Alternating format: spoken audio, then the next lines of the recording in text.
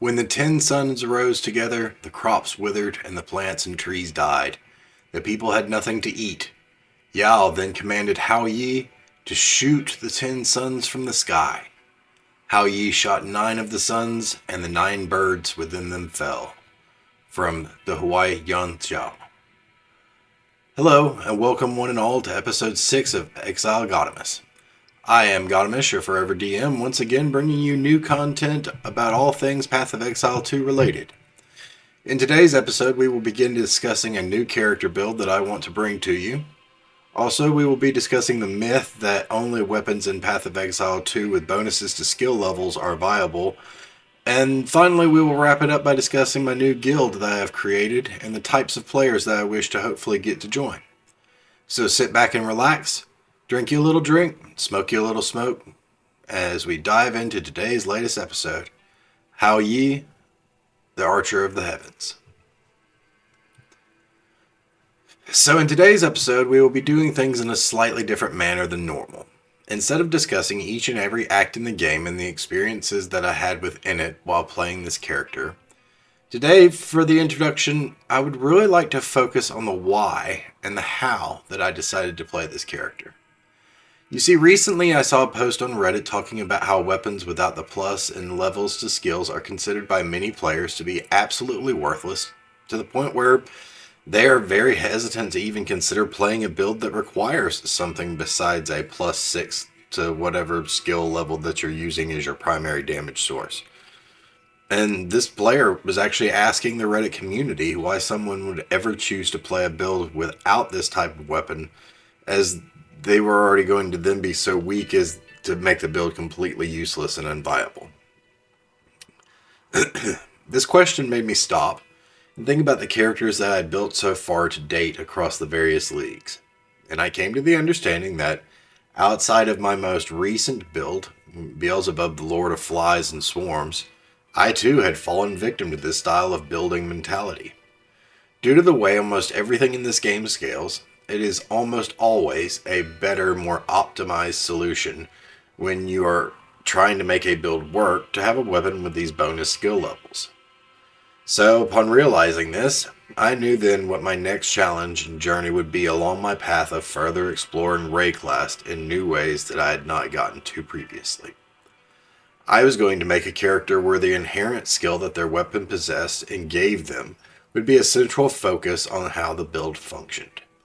After all, the Staff of the Unborn Lich gave me a skill to focus a build around, though it's a summoning skill, and so is entirely different than the attack type skill that I'm talking about for this build. So, I felt that I needed to pick a weapon that actually gave me the featured attack that I could literally use in the build design from start to finish.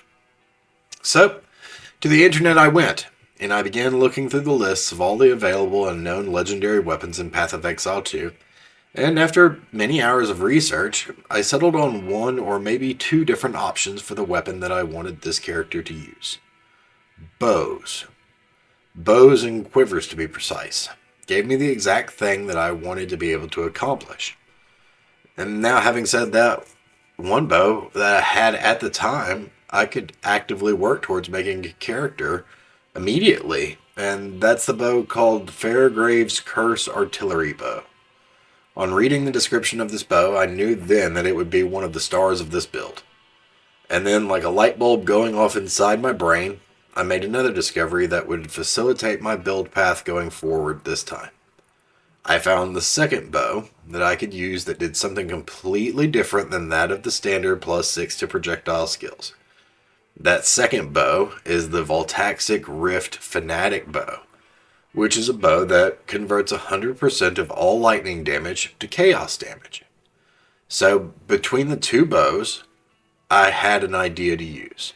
I now had a path laid out before me to begin the basics of the build. Now, I had to figure out what thematic elements the build would have to find out exactly how I was planning on making this work and the basis for the rest of the build choices. So back to Google I went, and this time I searched out legendary mythological archers And upon inspecting the list, I decided to do something different than, say, your standard Apollo or Artemis concepts. And so, in wanting to make this build as unique as the bows that I had chosen to use in the latter part of the game, I decided to go with Hou Yi, the legendary archer of the heavens, that shot down the 9 suns and saved the world that was held up by Ao, the gigantic water turtle, and who learned the bow and the sword from the celestial white ape Bai Yuan. This seemed like the perfect idea to really stretch my theory crafting limits. How could I make an archer / summoner build and have it be both different and yet viable all at the same time? To discuss this topic, let's try and take this in step-by-step order and as logical and thorough of a process as we can.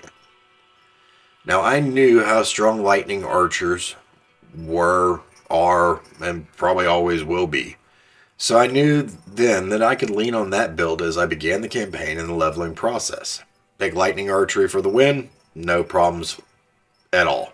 You're just going to blow through the content. However, once I began getting a little further into the game and began to actually be able to explore my theory craft, I started wanting to practice more towards the thought process of the end game, where I'd be using 2 completely different unique bows, both of which had minimal damage statistics at the best that you could offer them, and both having, for lack of a better way of putting it, underwhelming abilities outside of their 2 damage types. So, I decided to set myself a little challenge, or a hurdle you might say, to begin to wrap my brain around something that those in-game bows actually could do. Now, I decided on Pathfinder as my Ascension class so that I could take the node that allows you to have extra passive tree nodes and a different starting point, in which at this point in time, I chose Warrior and Ranger, and I started working my way on every level as quickly as I could after attaining the point to get to the Avatar of Fire node. You see, I wanted to play around with all the archery skills that I could, when any and every type of damage that I could do would then be converted from whatever base damage type it was to fire damage. No ifs, ands, or buts. It restricts you 100% into dealing fire damage. And it also limits you to 75% of the maximum damage you could do. So a pretty hardcore restriction. However, I figured if I could make it work right now with this level of restriction, then if by the time I got to the end game, I'd be so used to it that it wouldn't matter that I was taking these bows because I would have already adapted the build to them. So, it was during this point in time that I realized that I found a unique interaction that I wasn't expecting. You see, I took every lightning node that I could. I even took the Herald of Thunder, and I even took the boots that allow you to leave lightning on the ground as you walked. It's electrified ground is what it does. And I did not know this, but Herald of Thunder doesn't care where the shock comes from. It just cares that there's a shock, and that's what it functions off of. So as I was running around the field of battle, anytime an enemy walked over those little shocked patches and gained shock, then if I killed them, even using fire damage because everything was converted to fire, the Herald of Thunder would proc and lightning would rain down from the heavens on top of them. But interestingly enough, even the lightning that came down from Herald of Thunder was still fire damage. It was converting any and all damage it could do into fire. And you see, by converting all of the damage of that type to fire, that's exactly what it did. See, people don't understand that in games like this, when they word something a very specific way, they're telling you exactly what's happening. In this instance, it was saying that the only damage I could do was converted to fire, not that the ground could do.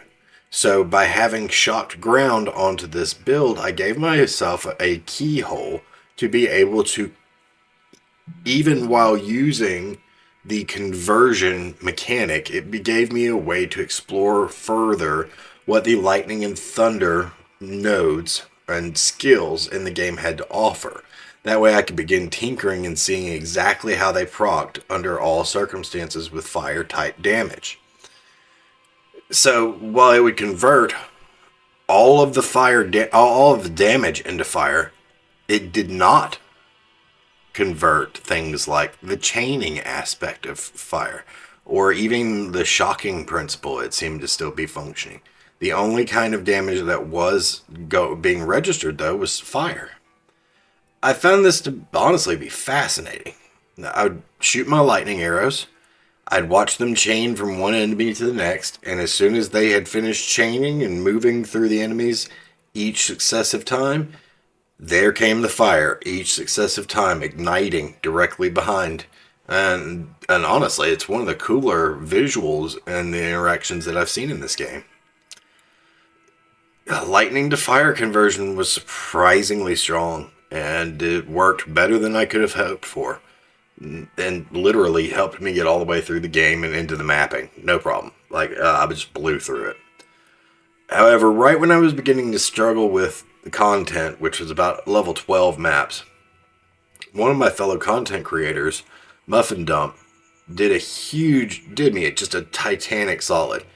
He carried me through the last of the Ascension trials for this character, and he also helped me go from level 78 to 79, both of which were required for this build to get offline.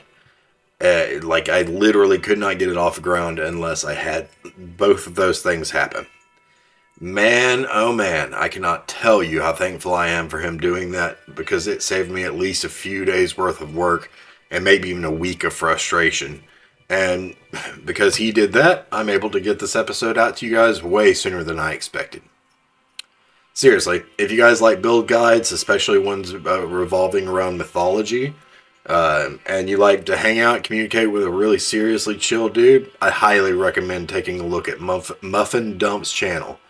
And it's spelled just like it sounds. MUFFINDUMP. Muffin Dump. So, after dealing with all of that, and thanks to him, another aspect, though, that I need to be mentioning in this is the fact that this character, while he did not have any pets himself, he did not have any animals necessarily that were associated directly to him. There are several, and I mean several, very strong animals featured within and around the mythology of his day. And none of them, though, were undead or anything like that. So the specters didn't work. Undead skeletons, that didn't fit the thematics at all. But heavenly beasts, yeah, that kind of thought process really did make sense. So I knew that I wanted to get the bows on. I got the levels that I need to. Now I needed to find companions, and specifically companions to fit with the list of animals that he was associated with. Almost as a nod to the great beasts that were found all throughout his mythology.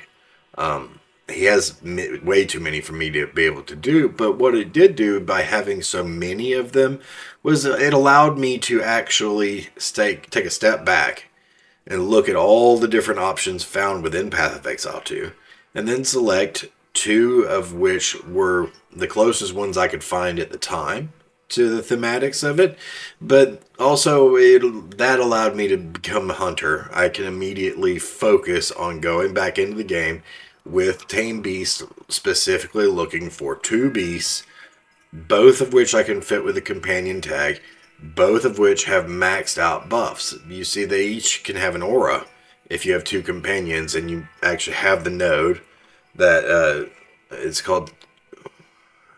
God, what is that name of that node? Kinship, Spirited Kinship, something like that. I can't remember off the top of my head. I'll think of it here again in a little bit. Anyway, if you have that node, you can actually have two companions, and you lose 30% of your global defenses. So it's a serious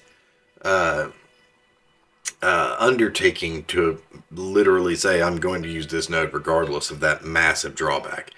But on the converse, if you do, and let's say you get one animal companion that's got a haste aura, and one animal companion that's got a periodic invulnerability aura, now both animals will benefit from each other's aura.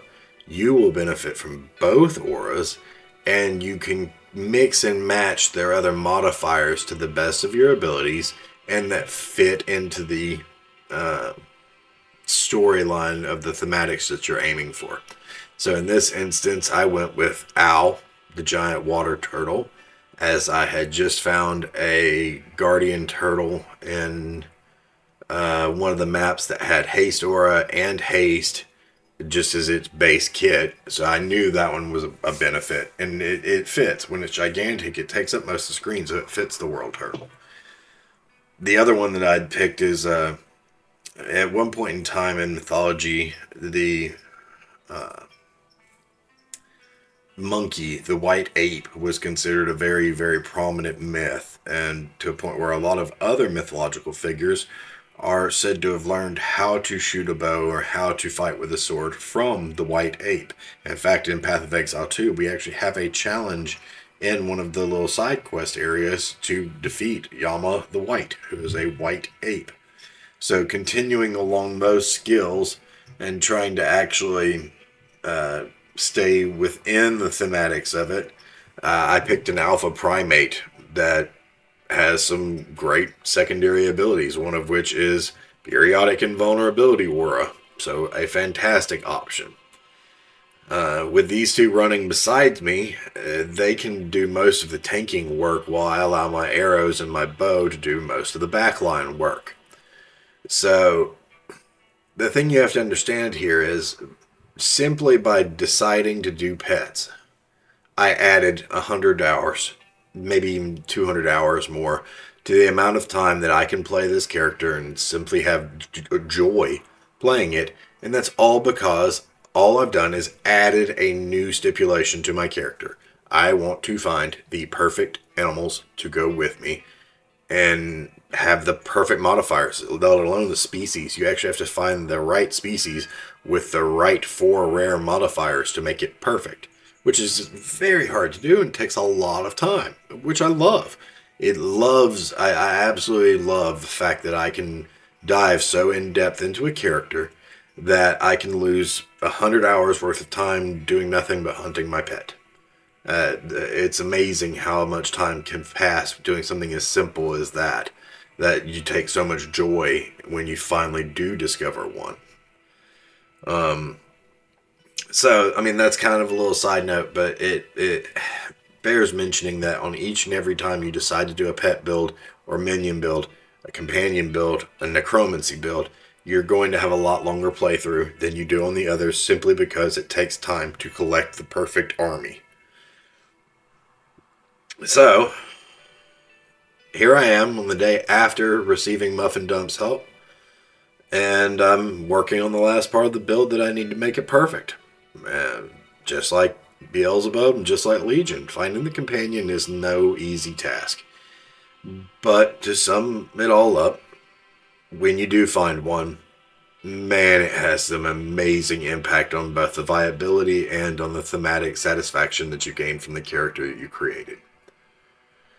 So these core concepts, that gave me the general build idea, at least thematically, that I needed to warrant doing, actually doing this character that I meant to be doing and wanting to be trying and things like that. To have a successful build, I think you do have to at least have at least a couple of ending kind of thought processes. I know at the end I want to be able to shoot 36 fireballs. Whatever. You put those as your goalposts so that as you cross them, you can check them off, knowing that you're every step of the way getting closer and closer to the ideal build that you had set aside in your brain. Now, something that we really need to discuss in general is the damage output on a build where you can not get bonus levels to skills like you do in most of the meta builds. Okay, so in this instance, you'll be getting almost all of your damage from other sources. And what I mean by this is like a minion army. Most damage is coming from a minion army. Or last patch, I used the Spear of Larata and came up with an infinite poison stacking build. It's a level 1 spear, but when you stack up 348 stacks of poison, everything dies. Those are exceptions to the rule, not the rule itself. The rule itself is simple. If you really want to make a build easy, you just stack as many levels as you can. And if you can hit the mid 30s with your skill, whatever that skill is, you're going to be able to blow up pretty much anything in the game. So, is it necessary? No. That's the key to understand. It's not necessary to have plus 12 levels from all your gear about whatever weapon you're using. And if not, though, if you're not going to plan on getting your damage from there, then you've got to decide where your damage is actually going to come from. Is it going to be something like ED Contagion, where all of your damage is coming literally almost exclusively from the level of your skill gems? Is it going to be kind of a hybrid character where you're doing some damage on your weapon and some damage from your minions? Is it going to be entirely minion based? Is it going to be counter-attacking damage based, like a cast on block or a Herald of Ash build where you're blocking and each block sets off magma barrier, which then sets off Herald of Ash, and it's a chain explosion. You can do these kinds of things, but these builds are very, very specific in comparison to just find a good mace that has +6 to melee skills and slam your way to winning. Yeah, that's the kind of difference that you're looking at. Is one's a bit simpler, and it's easier and quicker to get off the ground. The other is a little bit more difficult to get off the ground, but it is probably, in my opinion at least, more of a satisfying playstyle. So, back to the actual damage. Now, if we have a bow, in this instance, that we're using, that has none of these pluses to levels. However, we have one bow that converts fire damage into spectral fire, which is its own version of fire and has its own rules, but still is considered an ignite. And then we have another bow that converts any and all lightning power to chaos. Then what we can do is we can actually re-roll late into the game, which I did really literally at 78, I think.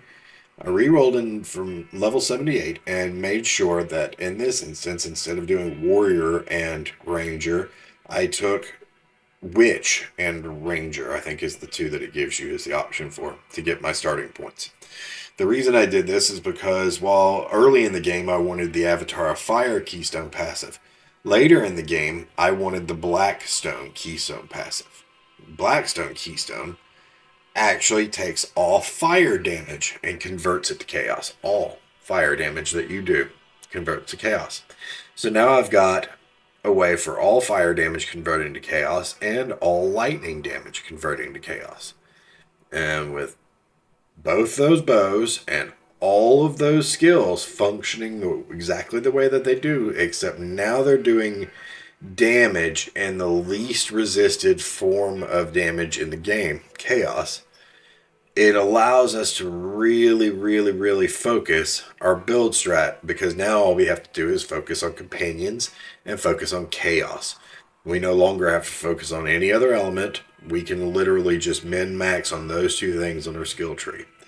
Our companions are providing our buffs and a lot of defensive utility alongside tanking things for us.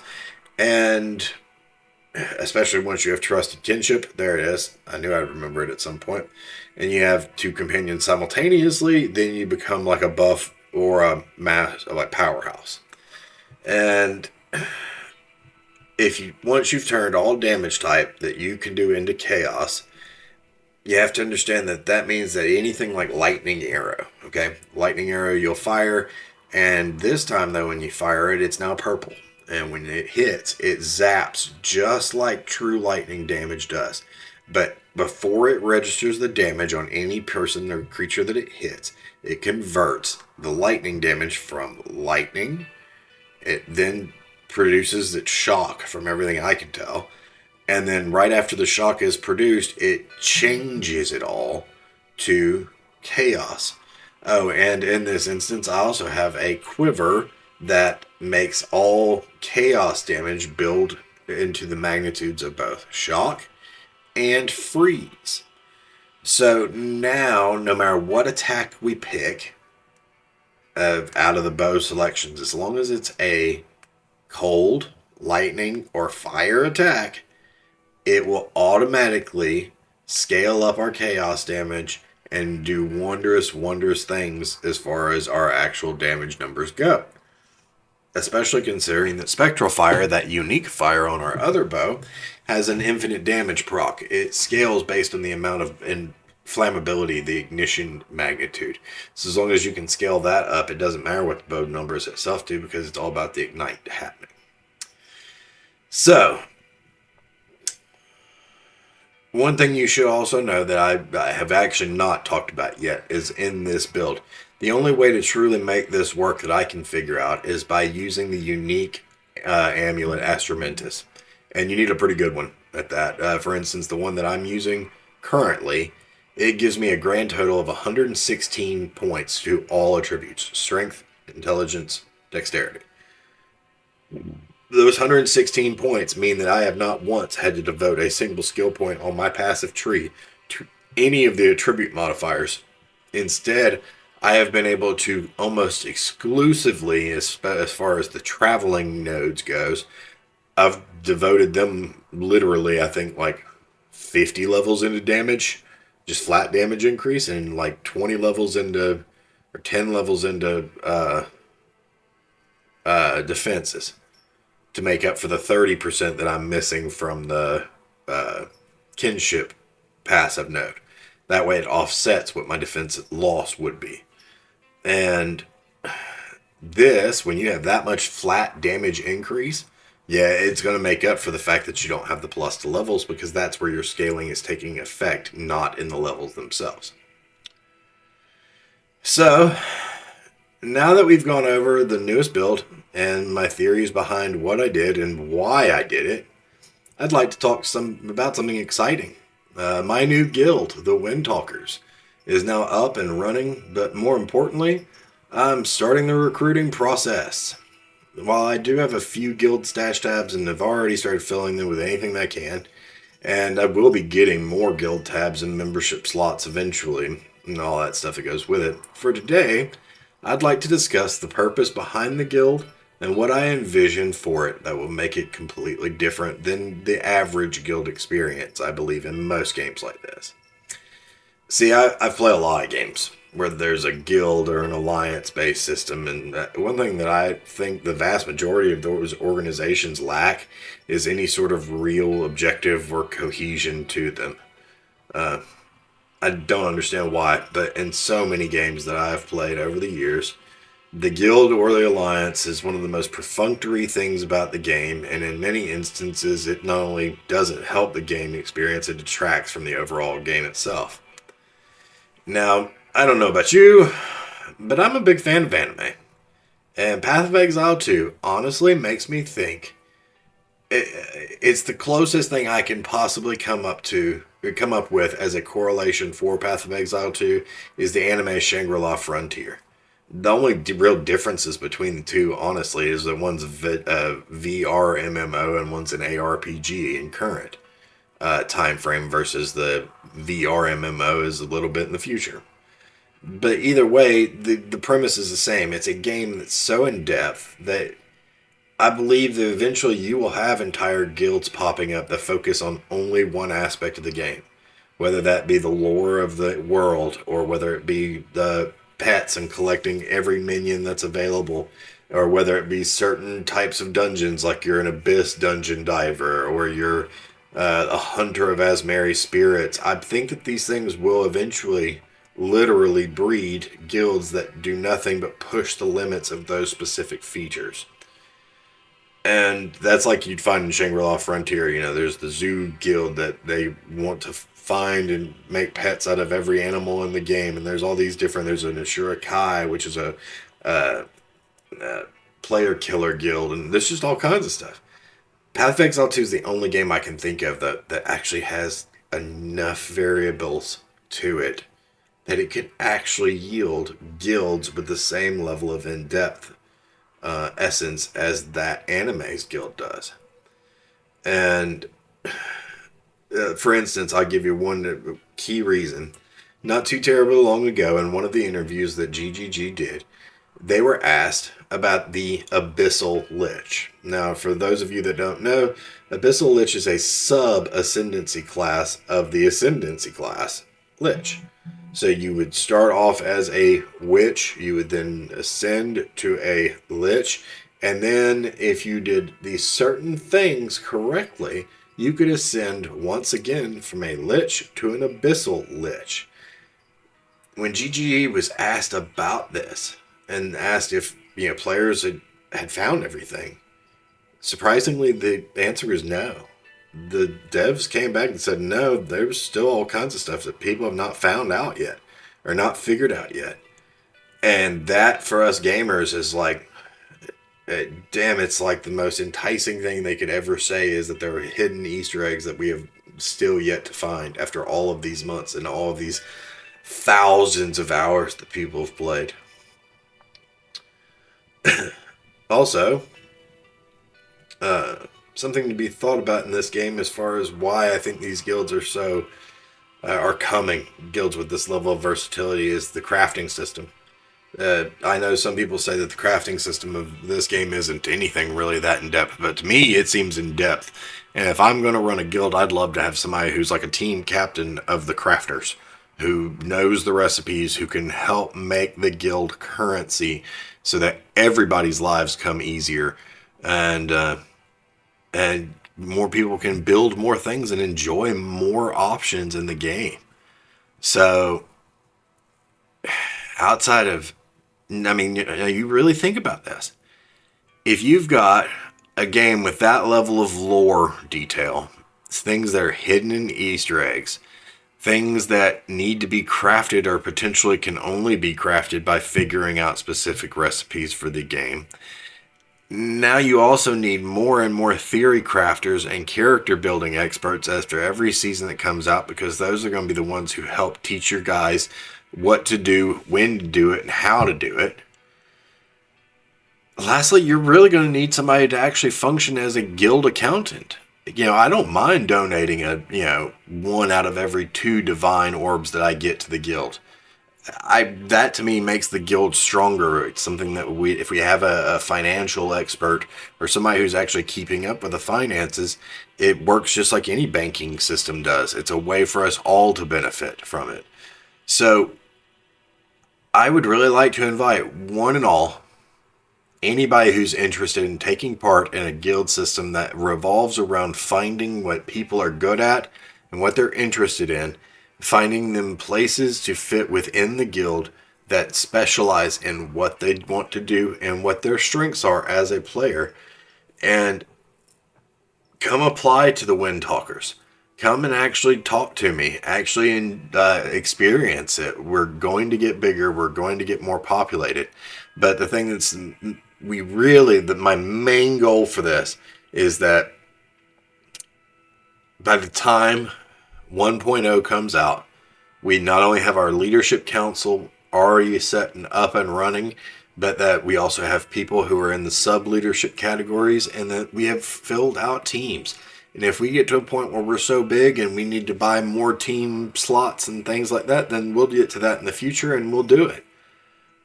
I'd love to have this thing be just so enormous that we didn't have any other choice but have to buy more and more slots because so many people wanted to join us, and we had created such a great home for players of all aspects of the game. In the future also, I will be creating an official Discord for all of our viewers and the guild members to gather, and a place where they can discuss all things PoE2 and all things just in general. I'll probably put in, like a cooking channel and all kinds of different stuff, but just to build more and more of a community atmosphere. Let's see. What else do we need to discuss? Oh, yes. I mean, once 1.0 like actually launches, we we must expect that there's going to be an absolutely titanic explosion of new player growth. It'll be unlike anything the game has seen to date, hands down. It's not even a question. That's the main reason why I want to get this up and running several months before we are on the clock, so to speak, with 1.0 bearing down on us. Because once this thing hits the ground, I think it's going to hit the ground so fast. It's going to be like unlike any game release that's ever hit the market. That's my honest opinion. But I'm of the firm mindset that I think this game's going to go down in history as one of the greatest games that's ever made. I really, really, really do. So, if you are interested in that type of thing, especially in the guild development section, please, please, please feel free to drop a comment down below or feel free to apply in the game itself. Soon, when I get the Discord up and running, I will have applications in the Discord specifically set up to find out, like, are you a crafter? Are you an Abyss player? Are you Asmiri Spirit Hunter? What types of things do you like to do in games? Have you actually managed an in-game league before? All these kinds of things. But until I get that up and running, please just feel free to stop by, say hello, and ask about what's going on. So, I think after having said all that, that's going to just about do it for today's video. As always, I hope that you liked the content, and if you did, please feel free to press the like and subscribe buttons. It only takes a second for you to do, and it really does wonders for the growth of the channel. I am Gottomas, your forever DM, wishing you the best in your own adventures throughout Rayclast, and hoping you nothing but the best in your own theory crafting, temple building, and monster slaying. Please join me on the next episode when we take our first revisited look at past builds and share a new look at the updated progress and changes made to the Oracle Wolf. We will also be going over why I selected what I did to make changes to that build and how far that build has progressed into the endgame, hopefully getting to T16s very, very soon. Thank you once again for joining me on tonight's adventure, and please join me next time for all my adventures in the world of Rayclast on Exiled Gottomas.